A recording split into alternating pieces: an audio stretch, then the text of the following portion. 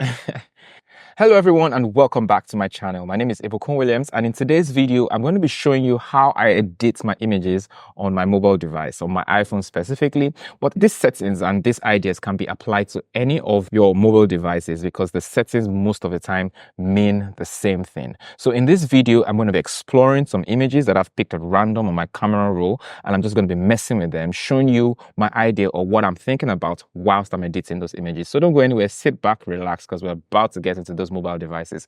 Get your phone close by. Don't go anywhere.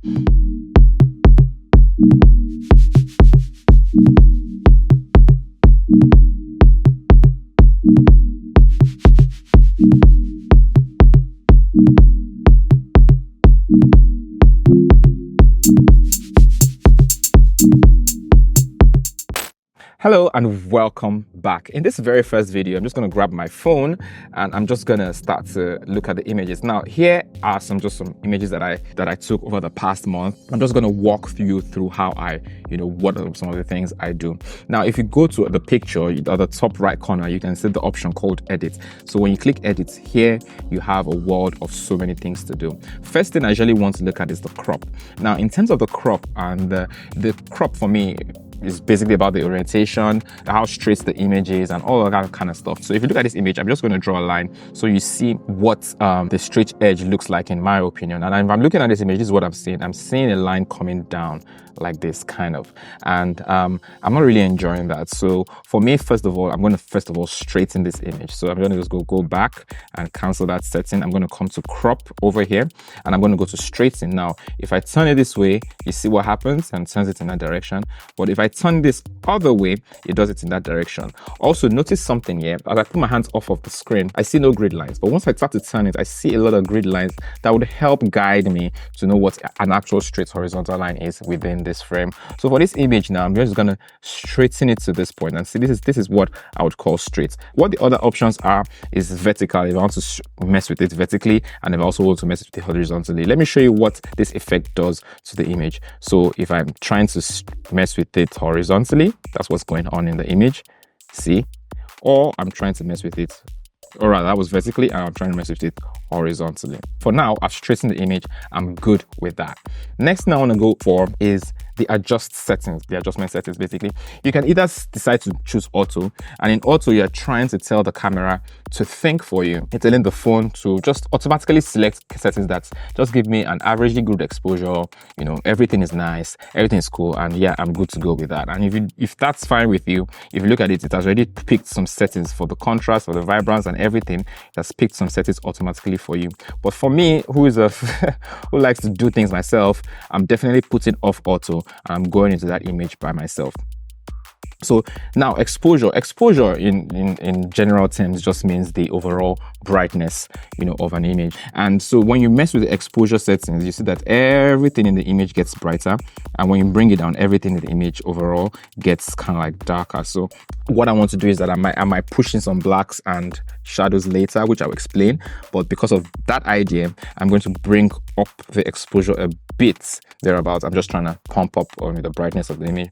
Now, brilliance basically just means like adjusting the brightness levels just to bring more vibrance to the image. It's like adjusting the contrast and adjusting the brightness levels of different parts of the image at different levels just to give it that pump out. So, and that for the iPhone specifically. If you're working on Lightroom, you don't necessarily have a concept called brilliance, but sometimes what you do is that you even mess with the setting to the limit and see what it does in that particular image. And if it's something that sits right with you, obviously you can go for it. Now in this place, I pull out the brightness. Now I'm increasing the contrast. Some places that are dark are becoming brighter, and generally that just gives the whole image that feel.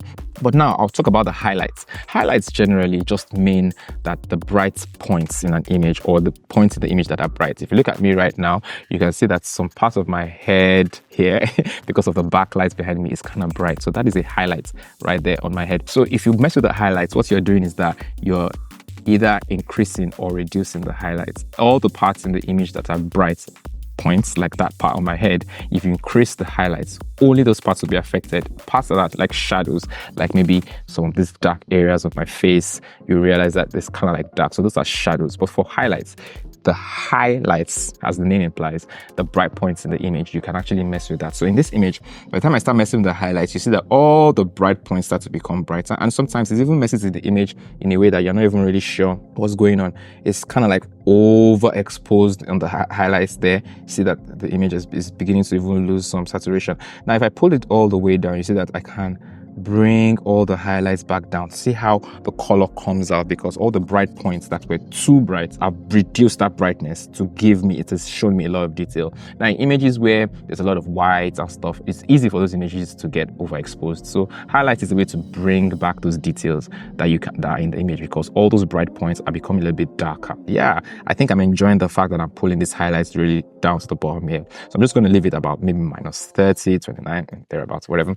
Now I'm going to go to the shadows. Like I said earlier, highlights are basically the opposite of shadows. Like shadows are those dark points of the image. So in a place where I'm wearing black, for example, if I increase the shadows, this black becomes a little bit brighter, so you can see the detail on the black basically that I'm wearing. So if you look at this image, let's look at the shadows. Under the tree, there are a lot of shadows there. Under the branches or the leaves, I could say there are a couple of shadows there.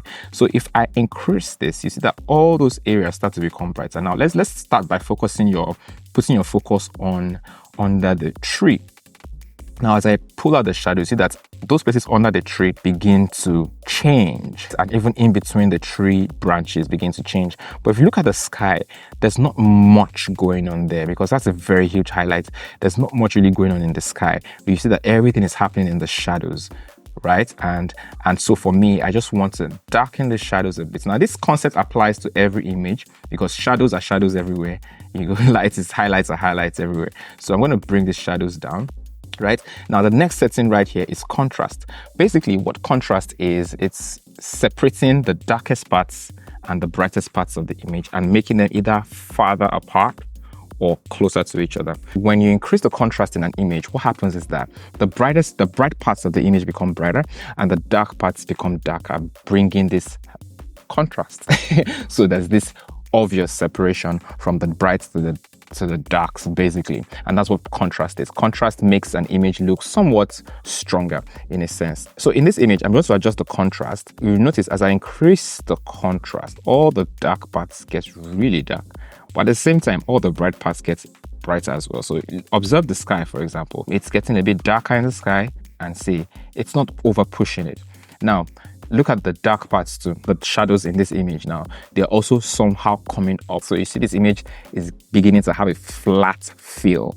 However, if those dark areas become darker and those bright areas become brighter, as I increase the contrast, it then gives a stronger feel to it. You see what is going on there?